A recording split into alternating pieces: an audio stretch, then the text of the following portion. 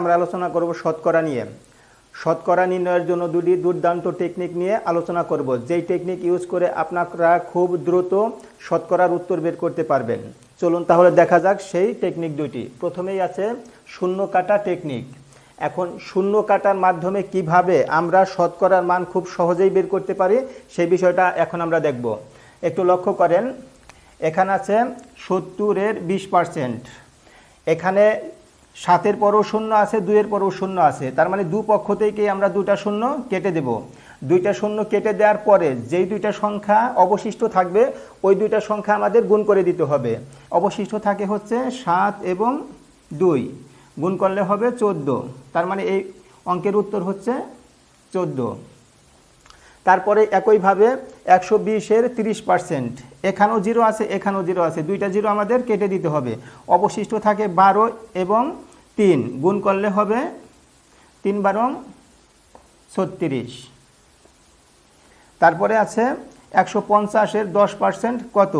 এই শূন্য এবং এই শূন্য কেটে দিলাম, এখানে অবশিষ্ট থাকবে 15 এবং এখানে থাকবে 1। এখন এই দুইটা গুণ করলে হবে 15, এটার উত্তর হবে 15।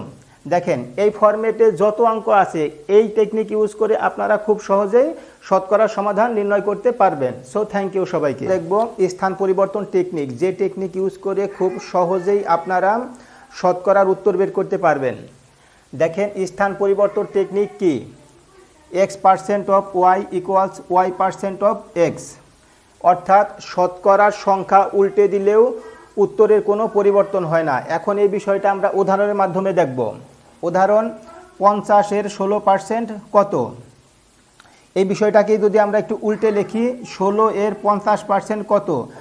আগের চেয়ে দ্বিতীয়ভাবে যদি আমরা অঙ্কটার উত্তর খুঁজি তাহলে আমাদের জন্য আরও সহজ হবে। কেমনে দেখেন, আমরা জানি যে কোনো সংখ্যার 50% মানে হচ্ছে ওই সংখ্যার অর্ধেক। তার মানে এখান যদি হয় 16-এর 50% কত, তার মানে হচ্ছে 16-এর অর্ধেক। 16-এর অর্ধেক কত? 8, উত্তর হবে 8। এই টেকনিক ইউজ করেও আপনারা শতকরার মান খুব সহজেই নির্ণয় করতে পারবেন। So thank you.